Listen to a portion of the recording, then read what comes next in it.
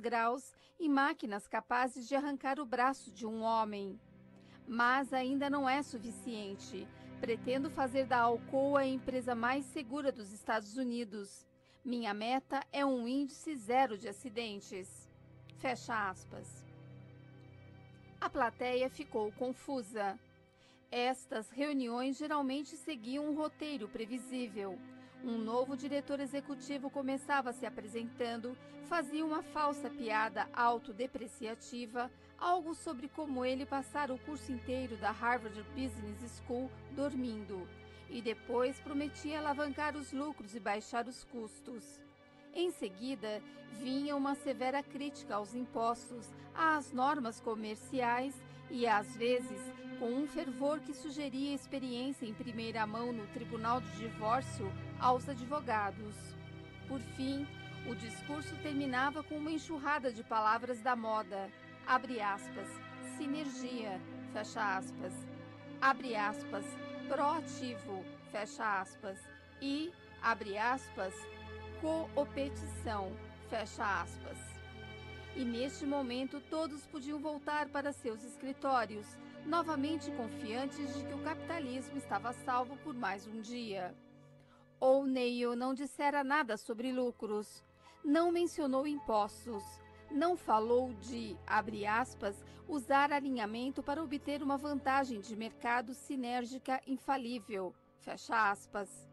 Até onde as pessoas na plateia sabiam, a julgar por aquele papo sobre segurança no trabalho, O'Neill talvez fosse a favor da pró-regulamentação. Era uma perspectiva apavorante. Abre aspas. Agora, antes de prosseguir, fecha aspas, disse O'Neill, abre aspas, quero apontar as saídas de emergência deste recinto, fecha aspas. Ele indicou com um gesto a parte de trás do salão de festas. Abre aspas.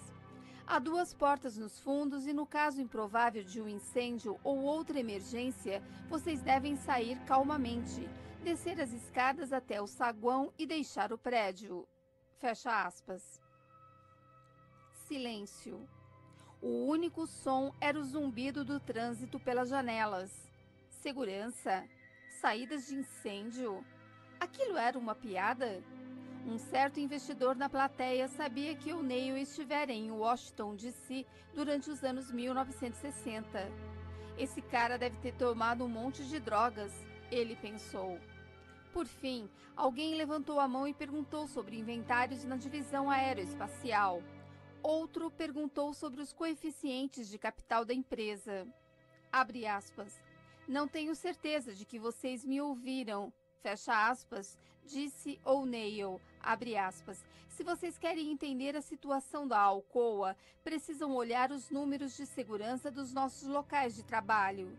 Se diminuirmos nossos índices de acidentes, não será devido a um esforço motivacional ou às baboseiras que às vezes vocês ouvem de outros diretores executivos.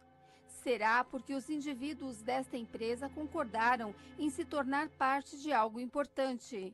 Dedicaram-se a criar um hábito de excelência.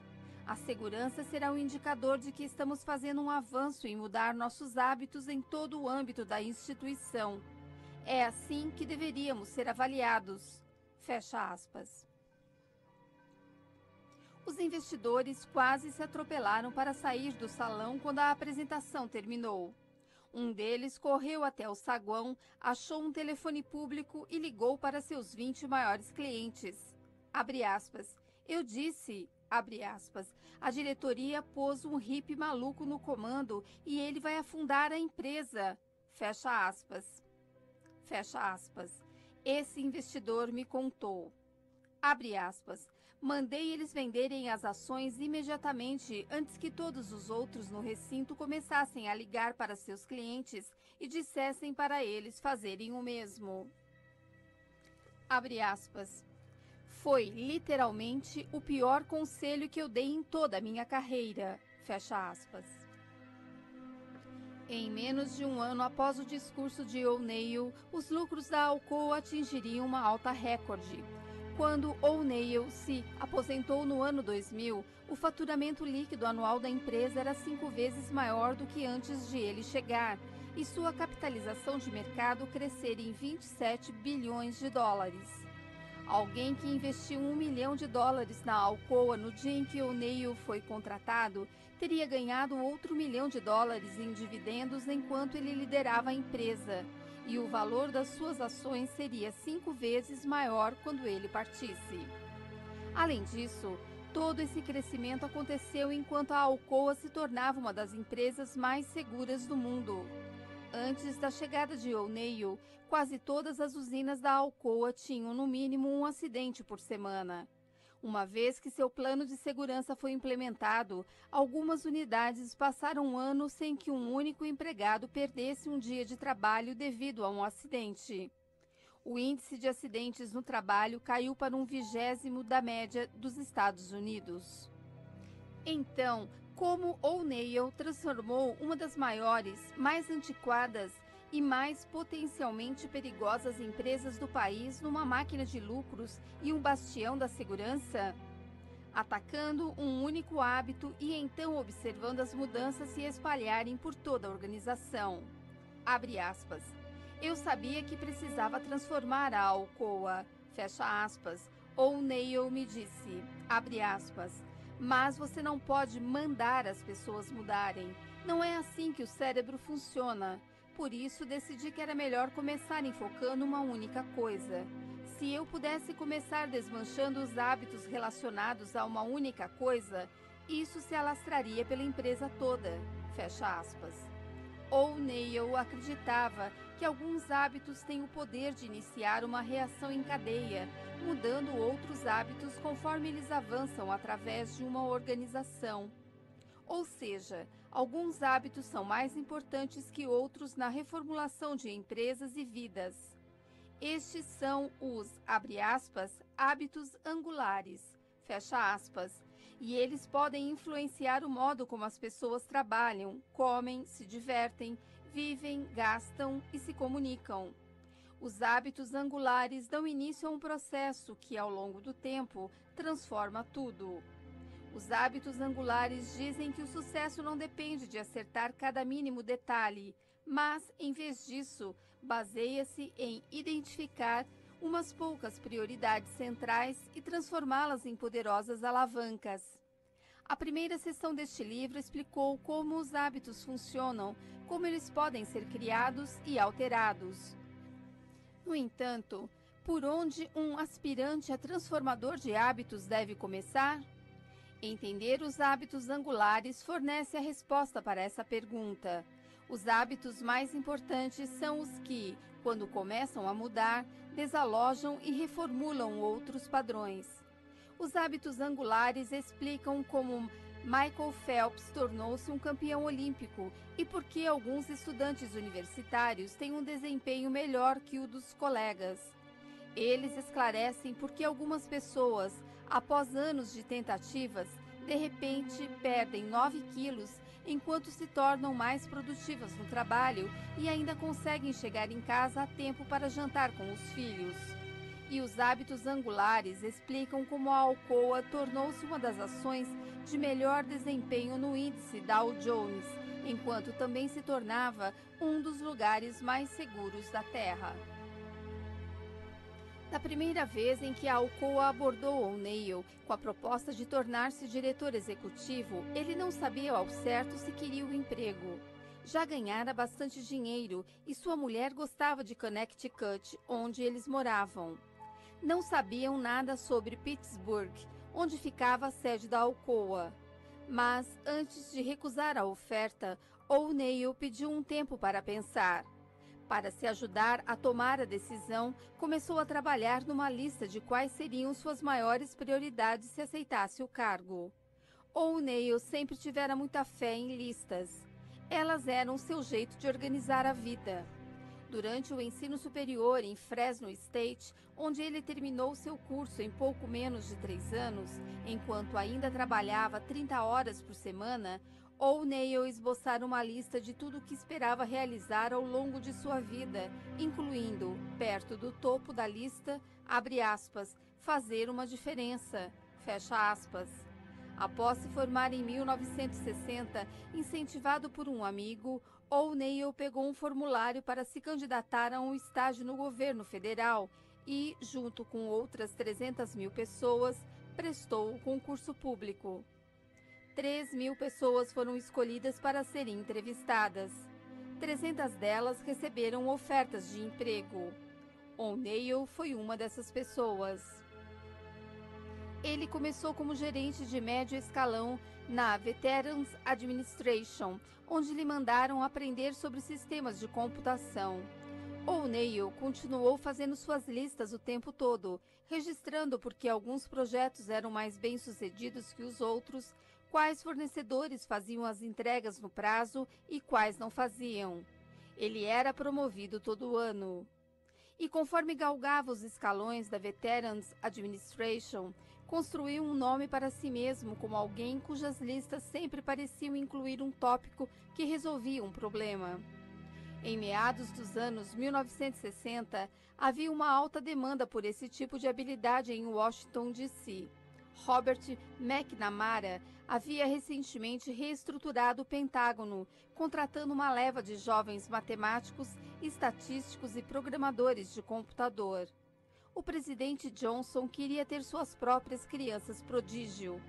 Por isso, O'Neill foi recrutado para o que acabaria sendo conhecido como o Gabinete de Administração e Orçamento, um dos órgãos mais poderosos da capital. Dentro de uma década, aos 38 anos, ele foi promovido a vice-diretor e, de repente, estava entre as pessoas mais influentes da cidade. Foi então que a educação de O'Neill sobre hábitos organizacionais realmente começou. Uma de suas primeiras tarefas foi criar uma estrutura analítica para estudar como o governo estava gastando dinheiro com serviços de saúde. Ele rapidamente descobriu que os esforços do governo, que deveriam estar sendo guiados por regras lógicas e prioridades deliberadas, em vez disso, eram orientados por processos institucionais bizarros que, de várias maneiras, funcionavam como hábitos. Burocratas e políticos, em vez de tomar decisões, estavam reagindo a deixas com rotinas automáticas para obter recompensas como promoções ou... Abre aspas. Os dois trabalhavam para alguma empresa que não tem nada a ver com a gente. Mas, sem pensar naquilo, levantei da cadeira, desci 5 lances de escada, atravessei a ponte e falei para aqueles caras: "Ei, vocês estão arriscando sua vida. Vocês têm que usar seus cinturões e seu equipamento de segurança." Fecha aspas. Os homens explicaram que seu supervisor tinha esquecido de trazer o equipamento. Então, Shockey telefonou para o escritório local da Administração de Segurança e Saúde Ocupacional e denunciou o supervisor. Abre aspas. Outro executivo me contou que, um dia, parou numa escavação numa rua perto de sua casa porque eles não estavam usando entivação e deu a todos uma palestra sobre a importância dos procedimentos corretos. Era um fim de semana e ele parou o carro com as crianças no banco de trás para ensinar aos operários sobre entivação segura. Isso não é natural, mas a questão é justamente essa. Agora fazemos essas coisas sem pensar. Fecha aspas. O'Neill nunca prometeu que seu foco na segurança dos funcionários elevaria os lucros da Alcoa. No entanto, conforme suas novas rotinas foram se espalhando por toda a organização, os custos baixaram, a qualidade subiu e a produtividade disparou. Se o metal fundido estava ferindo funcionários quando respingava, então o sistema de derramamento foi redesenhado, o que levou a menos acidentes. Isso também gerou economia, pois a Alcoa perdia menos matéria-prima com respingos. Se uma máquina quebrava constantemente, ela era substituída, o que significava um menor risco de que uma engrenagem quebrada prendesse o braço de um funcionário. Isso também significava produtos de maior qualidade, pois, como a Alcoa descobriu, defeitos de equipamentos eram uma das principais causas de deficiências na qualidade do alumínio. Pesquisadores também descobriram dinâmicas semelhantes em dezenas de outros cenários, inclusive vidas individuais. Pensemos, por exemplo, em estudos da década passada investigando os impactos dos exercícios nas rotinas diárias. Quando as pessoas começam a fazer exercícios habitualmente, mesmo com uma frequência baixa, como uma vez por semana, elas começam a mudar outros padrões não relacionados em suas vidas, muitas vezes sem saber disso. Tipicamente, pessoas que fazem exercícios começam a se alimentar melhor e se tornar mais produtivas no trabalho. Elas fumam menos e demonstram mais paciência com colegas e familiares. Usam seus cartões de crédito com menos frequência e afirmam sentir menos estresse.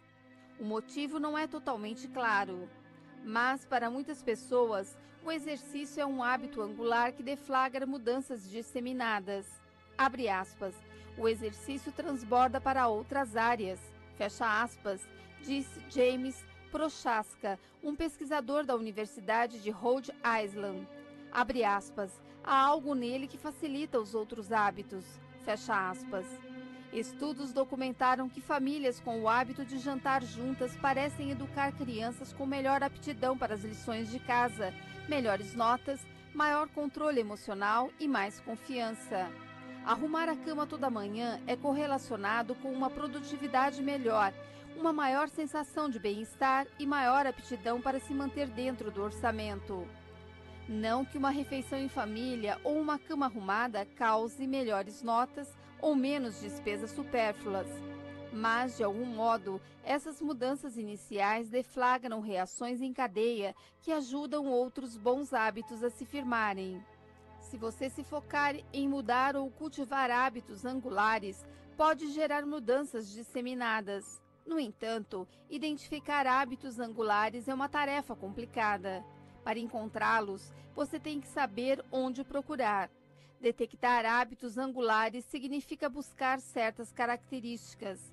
Os hábitos angulares proporcionam aquilo que é conhecido na literatura acadêmica como, abre aspas, pequenas vitórias. Fecha aspas. Eles ajudam outros hábitos a prosperar, criando novas estruturas e estabelecem culturas onde a mudança se torna contagiosa. Mas, como O'Neill e inúmeras outras pessoas descobriram, vencer o hiato entre entender esses princípios e colocá-los em uso exige uma certa engenhosidade. 2. Quando o despertador de Michael Phelps tocou às 6h30 da manhã de 13 de agosto de 2008, ele saiu de sua cama na Vila Olímpica de Pequim e caiu direto na sua rotina. Vestiu uma calça de moletom e foi tomar o café da manhã. Ele já ganhara 3 medalhas de ouro naquela mesma semana, somando 9 ao todo em sua carreira, e tinha 2 provas naquele dia. Às 7 da manhã, ele estava no refeitório comendo sua refeição normal de dias de prova. Ovos, aveia e 4 milkshakes energéticos, as primeiras das mais de 6.000 calorias que ele consumiria ao longo das 16 horas seguintes. A primeira prova de Phelps, os 200 metros borboleta, sua prova mais forte, estava marcada para as 10 horas. 2 horas antes do disparo da pistola de largada, ele deu início à sua série rotineira de alongamentos, começando com os braços, depois as costas, depois descendo até os tornozelos, que eram tão flexíveis que podiam se esticar mais de 90 graus, mais que uma bailarina nas pontas dos pés. Às 8h30, ele entrou na piscina e começou sua primeira volta de aquecimento. 800 metros em estilo misto, seguidos de 600 metros de pernadas, 400 metros puxando uma boia entre as pernas, 200 metros de exercícios de braçadas e uma série de sprints de 25 metros para elevar o batimento cardíaco. O aquecimento levou exatamente 45 minutos. Às 9h15, ele saiu da piscina e começou a se espremer para entrar em seu LZR Racer, um maiô tão apertado que eram necessários 20 minutos puxando para vesti-lo. Então, pôs fones de ouvido, deu play na seleção de hip-hop que ouvia antes de cada prova e ficou esperando.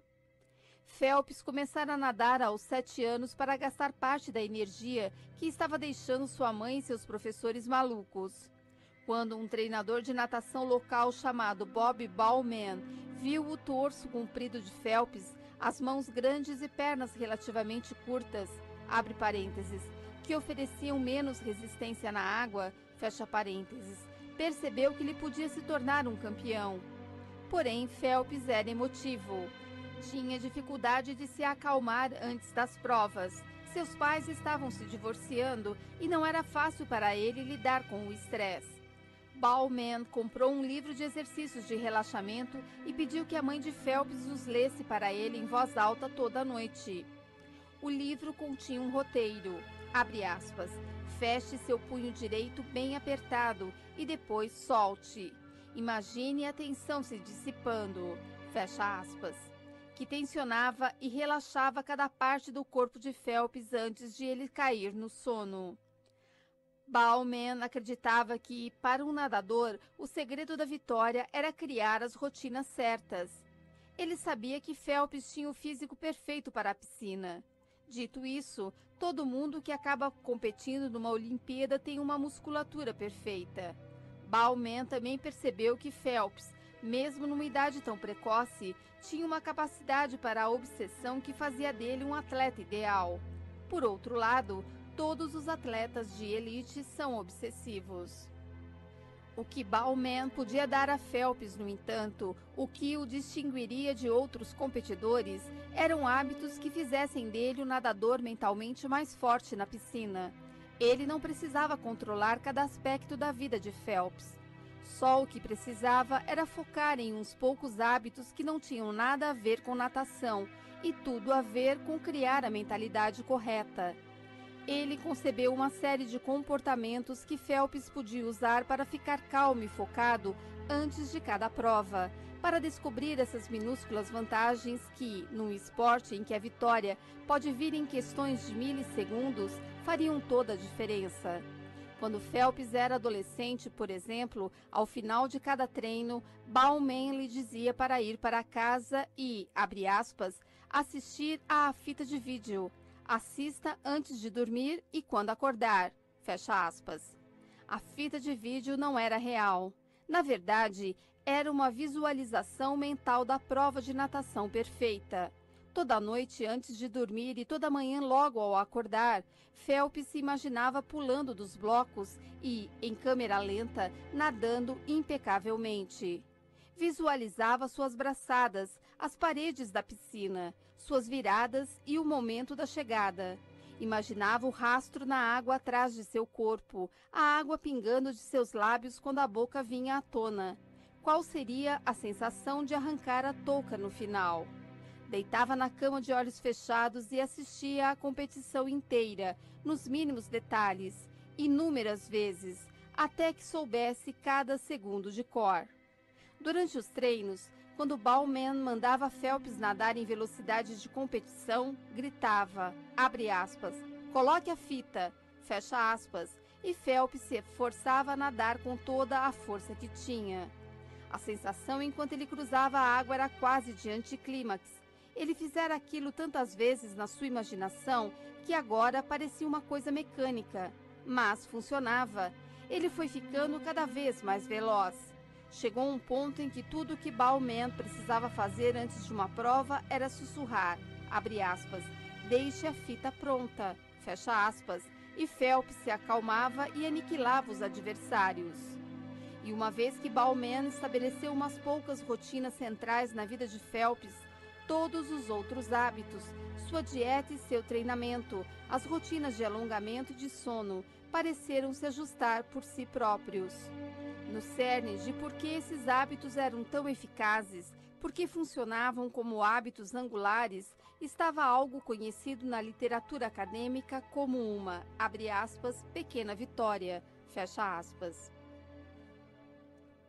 As pequenas vitórias são exatamente o que parecem ser, e são parte de como os hábitos angulares geram mudanças disseminadas. Um enorme corpus de pesquisas demonstrou que as pequenas vitórias têm um poder enorme, uma influência desproporcional às realizações das vitórias em si. Abre aspas, pequenas vitórias são uma aplicação constante de uma pequena vantagem, fecha aspas, escreveu um professor de Cornell em 1984. Abre aspas. Uma vez que uma pequena vitória foi conquistada, forças que favorecem outra pequena vitória são postas em movimento. Fecha aspas. Pequenas vitórias alimentam mudanças transformadoras, elevando vantagens minúsculas a padrões que convencem as pessoas de que conquistas maiores estão dentro de seu alcance.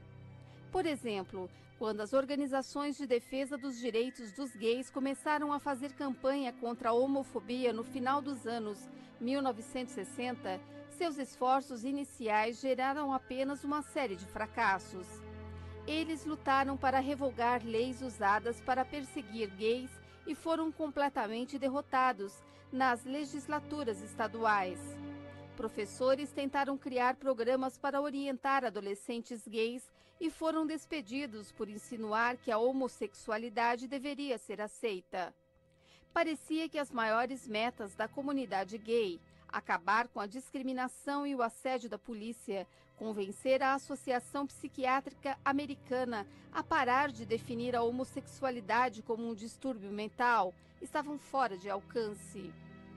Então, no começo dos anos 1970, a Força-Tarefa sobre Libertação Gay da Associação de Bibliotecas Americanas decidiu focar uma única meta modesta: convencer a Biblioteca do Congresso a reclassificar os livros sobre o movimento de libertação gay da seção HQ 71-471, abre parênteses, abre aspas, relações sexuais anormais, incluindo crimes sexuais, fecha aspas, fecha parênteses, para outra categoria menos pejorativa.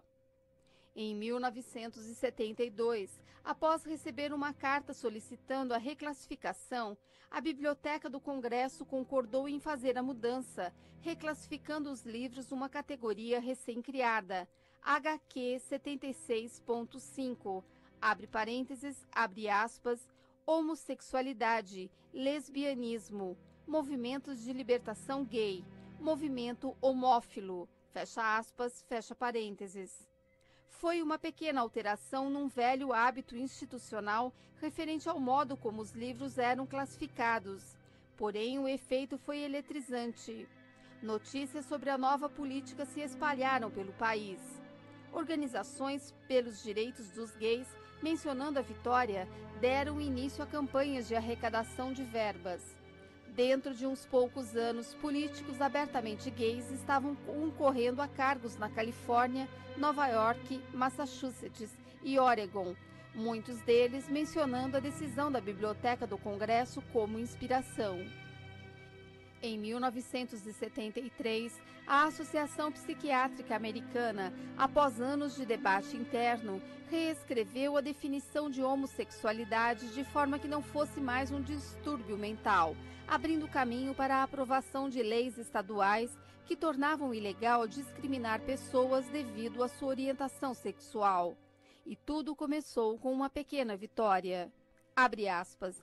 As pequenas vitórias não se combinam de forma clara, linear, serial, com cada passo sendo um passo demonstrável rumo a algum objetivo pré-definido. Fecha aspas.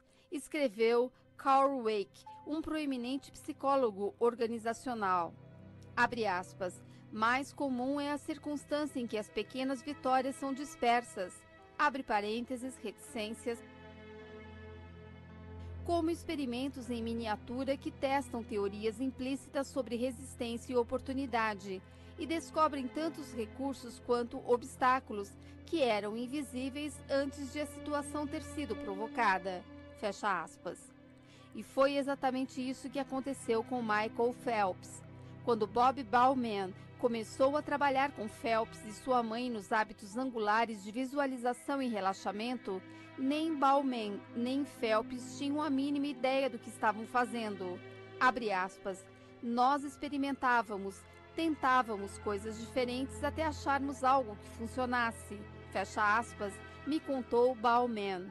Abre aspas. Por fim, descobrimos que era melhor nos concentrarmos nesses pequenos momentos de sucesso e transformá-los em gatilhos mentais. Fizemos deles uma rotina. Há uma série de coisas que fazemos antes de cada prova que são projetadas para dar ao Michael um senso de vitória crescente. Abre aspas.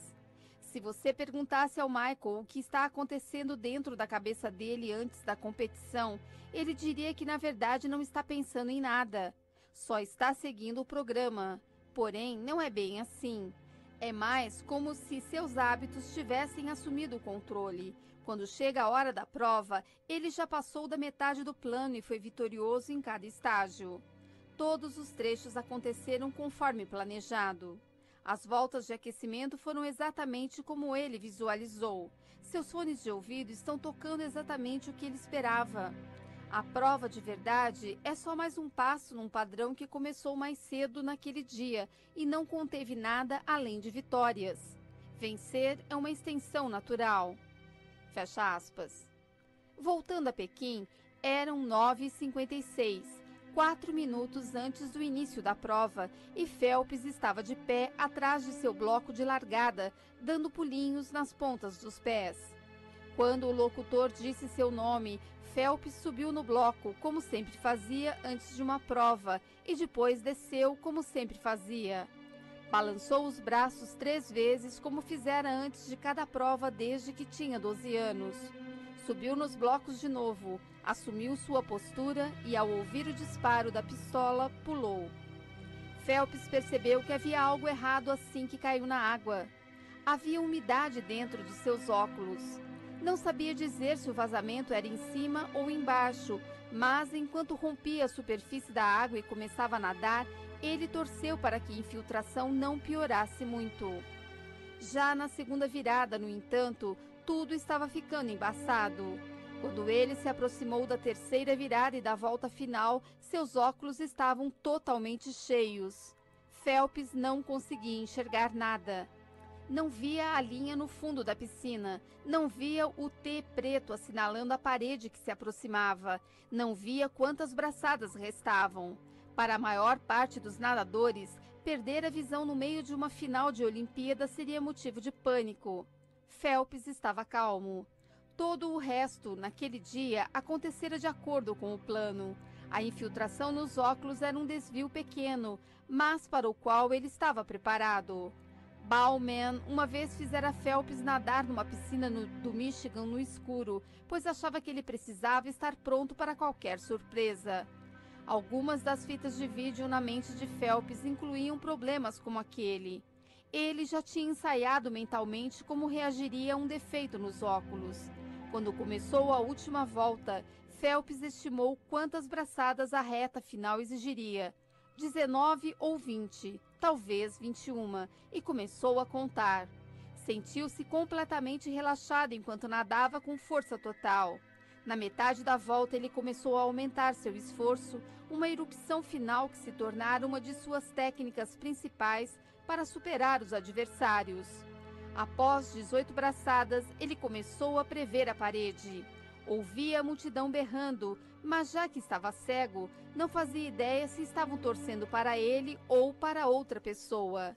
19 braçadas, depois 20.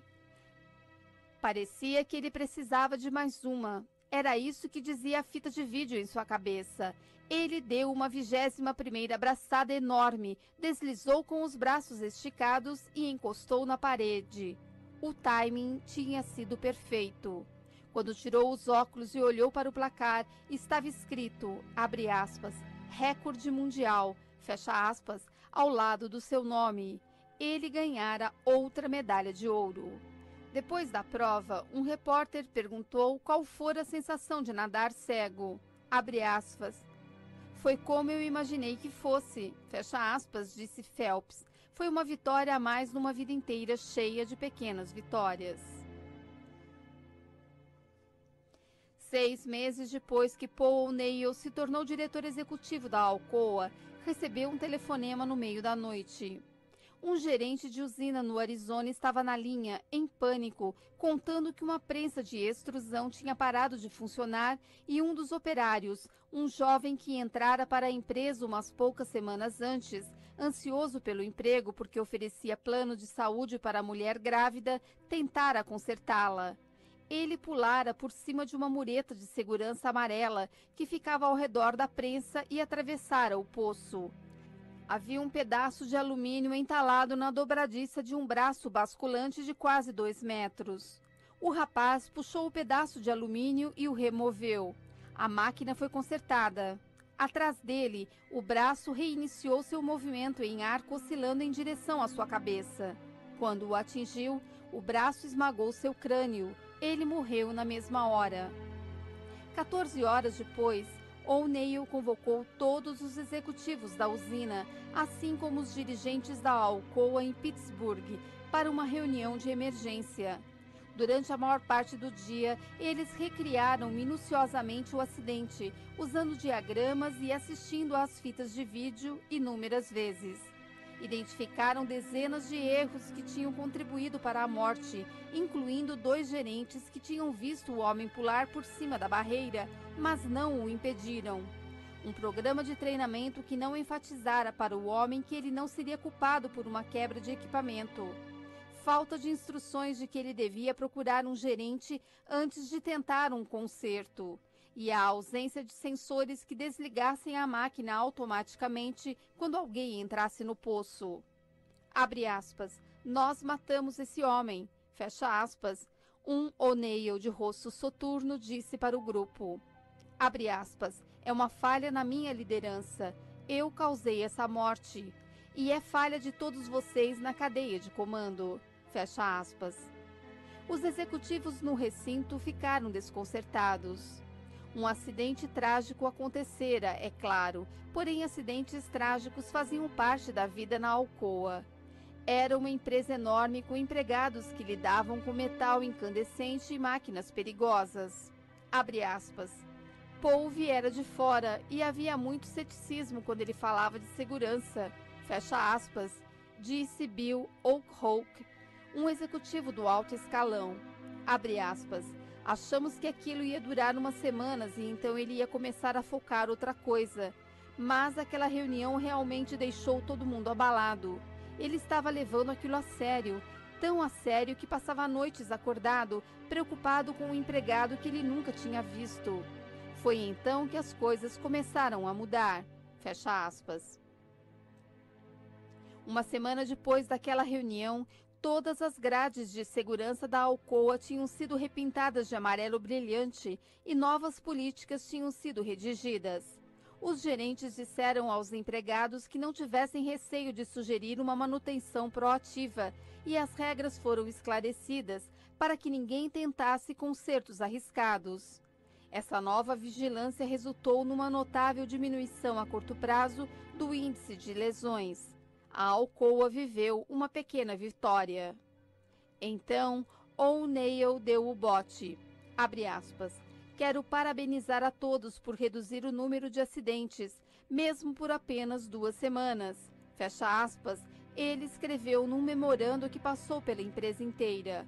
Abre aspas. Não devemos comemorar porque seguimos as regras, nem porque reduzimos um número. Devemos comemorar porque estamos salvando vidas. Fecha aspas. Os operários fizeram cópias do texto e as grudaram em seus armários.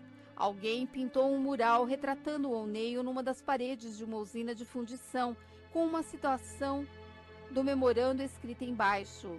Assim como as rotinas de Michael Phelps não tinham nada a ver com natação e tudo a ver com seu sucesso, também os esforços de O'Neill começaram, como uma bola de neve, a gerar mudanças que não estavam relacionadas à segurança, mas eram transformações mesmo assim.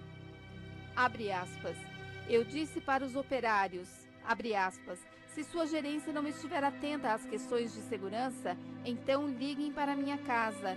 Este é o meu número. Fecha aspas, O'Neill me disse. Abre aspas. Os funcionários começaram a ligar, mas não queriam falar de acidentes. Queriam falar sobre todas essas outras ideias ótimas. Fecha aspas. A usina da Alcoa, que fabricava revestimento de alumínio para paredes para casas, por exemplo, vinha lutando para se manter havia anos, porque os executivos tentavam prever cores populares e inevitavelmente apostavam errado. Pagavam milhões de dólares a consultores para escolherem tons de tinta e, 6 meses depois, o depósito ficava atulhado de, abre aspas, amarelo sol, fecha aspas, enquanto o, abre aspas, verde exército, fecha aspas, que de repente entrara em demanda, estava em falta. Um dia, um empregado de baixo escalão fez uma sugestão que rapidamente chegou aos ouvidos do gerente geral. Se eles agrupassem todas as máquinas de tinta, podiam trocar os pigmentos mais depressa e se tornar mais ágeis para reagir a mudanças na demanda dos clientes. Dentro de um ano, os lucros com revestimento de alumínio para paredes tinham dobrado. As pequenas vitórias que começaram com o foco de O'Neill na segurança criaram um clima em que todos os tipos de novas ideias pipocavam. Abre aspas. Descobrimos que esse cara vinha sugerindo essa ideia da tinta fazia uma década, mas não tinha contado para ninguém da gerência. Fecha aspas, me disse um executivo da Alcoa. Abre aspas. Então ele pensou, já que estamos sempre pedindo recomendações de segurança, por que não falar para ele sobre essa outra ideia? Foi como se ele tivesse nos dado os números que iam sair na loteria. Fecha aspas. Dentro da Alcoa, no entanto, ninguém ficou surpreso. Aquilo foi visto como uma extensão inevitável da cultura que O'Neill criara. Abre aspas. Foi Barton quem demitiu a si mesmo. Fecha aspas. Um de seus colegas me disse, abre aspas, nesse caso não houve nem escolha. Fecha aspas. Este é o último modo como os hábitos angulares incentivam uma mudança disseminada, criando culturas em que novos valores se tornam arraigados. Os hábitos angulares tornam escolhas difíceis, como despedir um alto executivo, mais fáceis, porque quando essa pessoa viola a cultura, fica claro que ela precisa ir embora. Às vezes, essas culturas se manifestam em vocabulários especiais, cujo uso passa a ser, ele próprio, um hábito que define uma organização. Na Alcoa, por exemplo, havia, abre aspas, programas essenciais, fecha aspas, e, abre aspas, filosofias de segurança, fecha aspas, expressões que serviam como valizes contendo conversas inteiras sobre prioridades, objetivos e maneiras de pensar. Abre aspas. Em outra empresa, talvez tivesse sido difícil demitir alguém que estava lá havia tanto tempo. Fecha aspas. O'Neill me disse. Abre aspas. Não foi difícil para mim. Era claro que os nossos valores ditavam. Ele foi demitido porque não relatou o incidente e ninguém mais teve a oportunidade de aprender com ele. Não compartilhar uma oportunidade de aprender é um pecado capital. Fecha aspas. As culturas crescem a partir dos hábitos angulares de toda a organização, quer os líderes estejam cientes deles, quer não estejam. Por exemplo, quando pesquisadores estudaram uma classe recém-chegada de cadetes em West Point, mediram suas pontuações médias, aptidão física, habilidades militares e autodisciplina. No entanto, quando correlacionaram estes fatores com o dado de se os alunos desistiam do curso ou se formavam, eles descobriram que nenhum dos fatores importava tanto quanto algo a que os pesquisadores se referiam como, abre aspas, garra, fecha aspas, definida por eles como a tendência a trabalhar, abre aspas, com afinco frente aos desafios, mantendo o esforço e o interesse ao longo dos anos, apesar de fracassos, adversidades e estagnações no avanço. Fecha aspas. O mais interessante da garra é o modo como ela surge. Ela cresce a partir de uma cultura que os cadetes criam para si mesmos, e essa cultura muitas vezes surge devido a hábitos angulares que eles adotam em West Point. Abre aspas. Tem tanta coisa difícil nessa escola, fecha aspas, um cadete me disse, abre aspas, eles chamam o primeiro verão de, abre aspas, caserna bestial, fecha aspas, porque querem triturar você. Um monte de gente desiste antes de o ano letivo começar. Mas eu achei esse grupo de caras nos primeiros dias aqui e começamos a fazer essa coisa em que, toda manhã, nos reunimos para conferir se todo mundo está se sentindo forte. Vou falar com eles quando me sinto preocupado ou desanimado e sei que eles me botam para cima de novo. Nós somos só 9 e nos chamamos de mosqueteiros. Sem eles, acho que não teria durado nenhum mês aqui. Fecha aspas.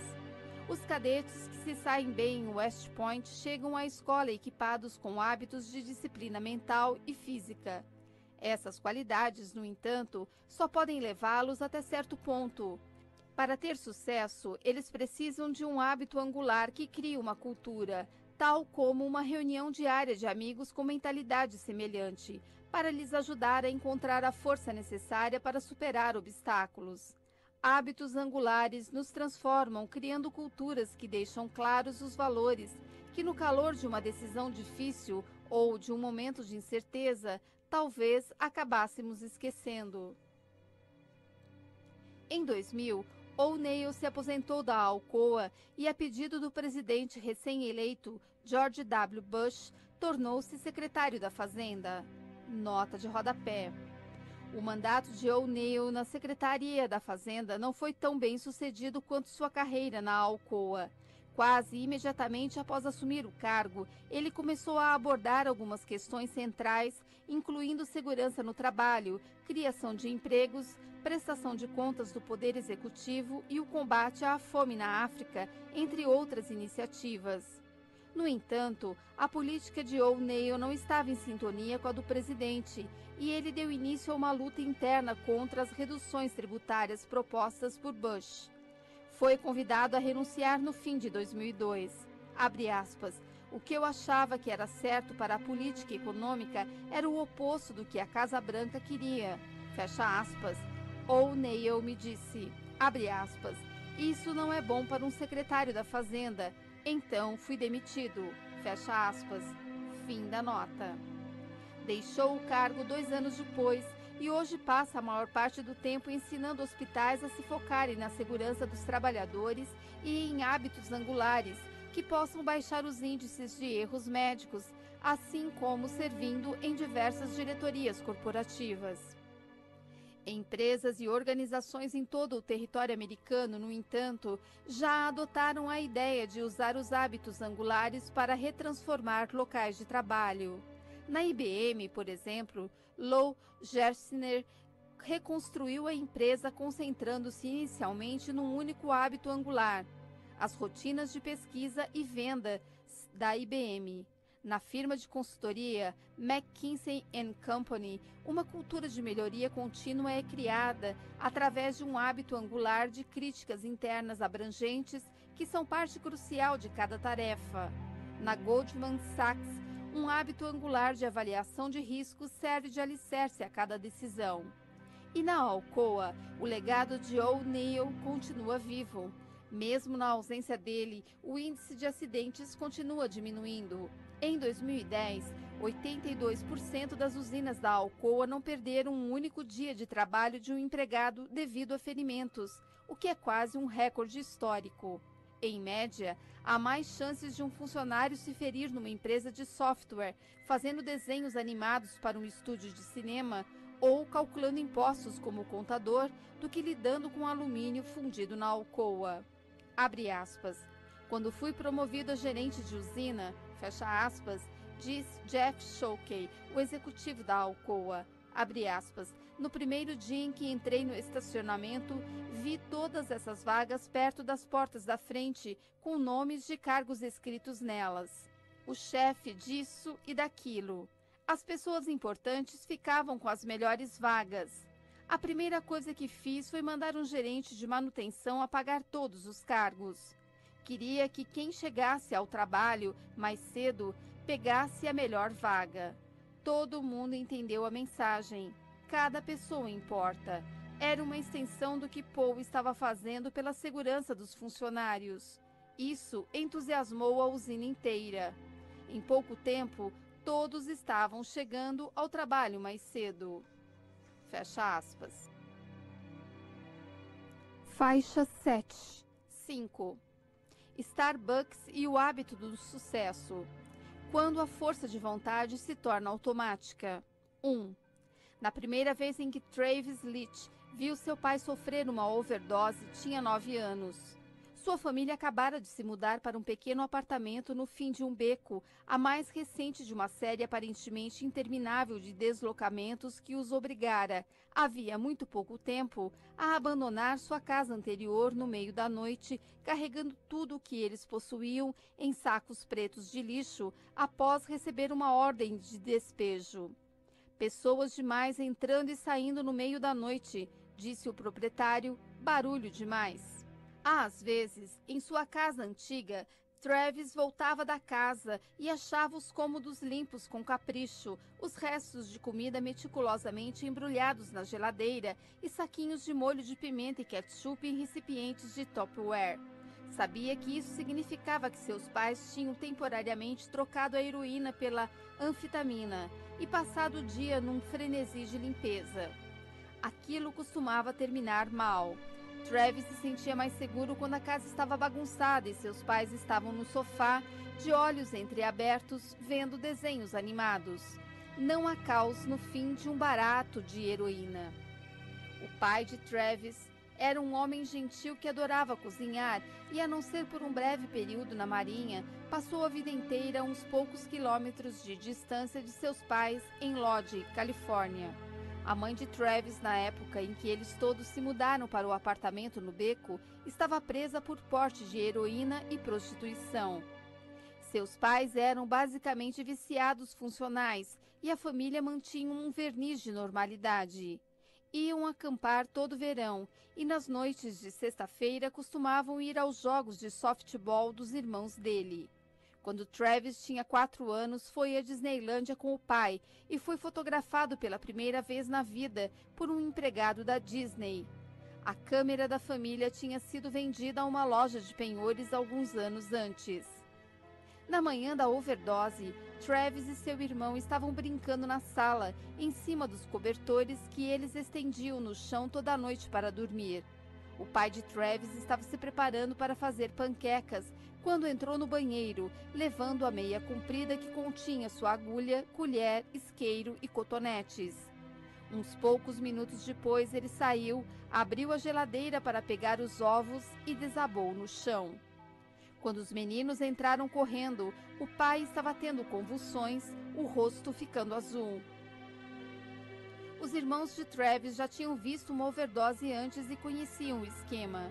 Seu irmão deitou o pai de lado. A irmã abriu a boca dele para garantir que ele não engasgaria com a própria língua e mandou Travis correr até a casa ao lado, pedir para usar o telefone do vizinho e ligar para 911. Abre aspas. Meu nome é Travis, meu pai desmaiou e a gente não sabe o que aconteceu. Ele não está respirando. Fecha aspas. Travis mentiu para o atendente da polícia. Mesmo com 9 anos, ele sabia porque o pai estava inconsciente. Não queria dizer aquilo na frente do vizinho. 3 anos antes, um dos amigos do seu pai morrera no porão deles depois de se picar. Quando os paramédicos chegaram para levar o corpo embora, os vizinhos ficaram olhando assustados para Travis e a irmã enquanto seguravam a porta aberta para a maca passar. Um dos vizinhos tinha um primo cujo filho estava na classe dele e logo todo mundo na escola já estava sabendo. Depois de desligar o telefone, Travis andou até o final do beco e ficou esperando a ambulância. O pai foi tratado no hospital naquela manhã, indiciado na delegacia à tarde e já estava em casa de novo na hora do jantar. Ele fez espaguete. Travis completou 10 anos umas poucas semanas depois. Quando Travis tinha 16 anos, largou o ensino médio. Abre aspas, eu estava cansado de ser chamado de bicha. Fecha aspas, ele disse. Abre aspas, cansado de as pessoas me seguirem até em casa e me jogarem coisas. Parecia que tudo era mesmo demais para mim. Era mais fácil largar tudo aquilo e ir para outro lugar. Fecha aspas. Ele mudou-se para Fresno, 2 horas ao sul, e conseguiu emprego num lava-rápido. Foi despedido por insubordinação. Depois arranjou empregos no McDonald's e na Hollywood Video. Mas quando os clientes eram mal educados, abre aspas, eu queria molho barbecue, seu imbecil, fecha aspas. Ele perdia o controle. Abre aspas, sai do meu drive-thru, fecha aspas. Ele gritou para uma mulher jogando nuggets no carro dela antes que o gerente o puxasse para dentro. Às vezes, ficava tão perturbado que começava a chorar no meio do expediente. Travis muitas vezes chegava atrasado ou tirava um dia de folga sem motivo algum. De manhã, gritava para sua imagem no espelho, ordenava a si mesmo ser uma pessoa melhor, aguentar o tranco. Mas ele não conseguia se dar bem com as pessoas e não era forte o bastante para suportar o fluxo constante de críticas e insultos. Quando a fila do caixa dele ficava longa demais e o gerente gritava com ele, as mãos de Travis começavam a tremer e ele sentia falta de ar. Ele se perguntava se era assim que os pais dele se sentiam, tão indefesos contra a vida, quando começaram a usar drogas. Um dia, um cliente habitual da Hollywood Video, que acabara conhecendo Travis um pouco melhor, sugeriu que ele pensasse em trabalhar na Starbucks. Abre aspas. Estamos abrindo uma loja nova em Fort Washington e eu vou ser gerente assistente. Fecha aspas, disse o homem. Abre aspas. Você devia se candidatar. Fecha aspas. Um mês depois, Travis estava trabalhando como barista no turno da manhã. Isso foi há 6 anos. Hoje, aos 25 anos, Travis é gerente de 2 Starbucks, onde supervisiona 40 empregados e é responsável por um faturamento que supera os $2 milhões ao ano. Seu salário é de $44 mil por ano. Ele tem uma aposentadoria privada e nenhuma dívida. Nunca chega atrasado. Não se irrita no trabalho. Quando uma de suas funcionárias começou a chorar depois que um cliente gritou com ela, Travis a levou de lado. Abre aspas. Seu avental é um escudo. Fecha aspas, ele disse. Abre aspas. Nada que uma pessoa diga jamais vai machucar você.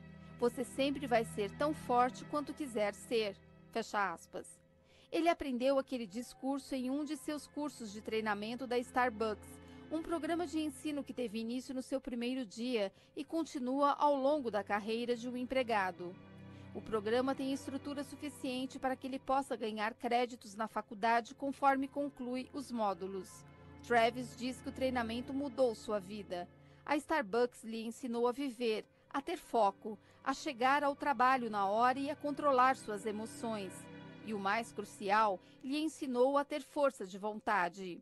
Abre aspas. A Starbucks é a coisa mais importante que já aconteceu comigo. Fecha aspas, ele me disse. Abre aspas, eu devo tudo a esta empresa. Fecha aspas. Para Travis e milhares de outros, a Starbucks, assim como uma série de outras empresas, conseguiu ensinar o tipo de preparação para a vida que escolas, famílias e comunidades não foram capazes de proporcionar.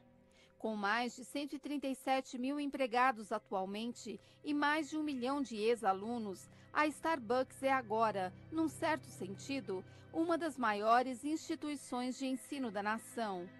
Todos esses empregados, só em seu primeiro ano, passaram pelo menos 50 horas em salas de aula da Starbucks e outras dezenas em casa com livros didáticos da Starbucks e conversando com os mentores da Starbucks responsáveis por eles. A essência desta aprendizagem é uma grande ênfase num hábito importantíssimo, a força de vontade. Dezenas de estudos mostram que a força de vontade é o hábito angular mais importante de todos para o sucesso individual. Num estudo de 2005, por exemplo, pesquisadores da Universidade da Pensilvânia analisaram 164 alunos da 8ª série, medindo seu QI e outros fatores, inclusive quanta força de vontade os alunos demonstravam, conforme medido em testes de autodisciplina. Alunos com níveis mais altos de força de vontade tinham mais chances de tirar notas maiores nas aulas e de ser aceitos em escolas mais seletivas. Tinham menos faltas, passavam menos tempo assistindo televisão e mais horas fazendo lição de casa. Abre aspas. Os adolescentes com maior autodisciplina superaram seus colegas mais impulsivos em todas as variáveis de desempenho acadêmico. Fecha aspas. Escreveram os pesquisadores. Abre aspas. A autodisciplina previu o desempenho acadêmico de forma mais consistente que o QI. A autodisciplina também previu quais alunos melhorariam suas notas ao longo do ano letivo, enquanto o QI não previu. Abre parênteses, reticências, fecha parênteses. A autodisciplina tem um efeito maior no desempenho acadêmico do que o talento intelectual, fecha aspas. E o melhor modo de aumentar a força de vontade e dar uma vantagem aos alunos, indicam os estudos, é transformar isso num hábito. Abre aspas. Às vezes parece que pessoas com um grande autocontrole não estão se esforçando, mas é porque elas passaram a fazer isso no automático, fecha aspas, me disse Angela Duckworth, uma das pesquisadoras da Universidade da Pensilvânia. Abre aspas. Sua força de vontade acontece sem que elas precisem pensar nisso, fecha aspas. Para a Starbucks, a força de vontade é mais que uma curiosidade acadêmica. Quando a empresa começou a esquematizar sua estratégia de crescimento em massa no final dos anos 1990, os executivos reconheceram que, para obter sucesso, era necessário cultivar um ambiente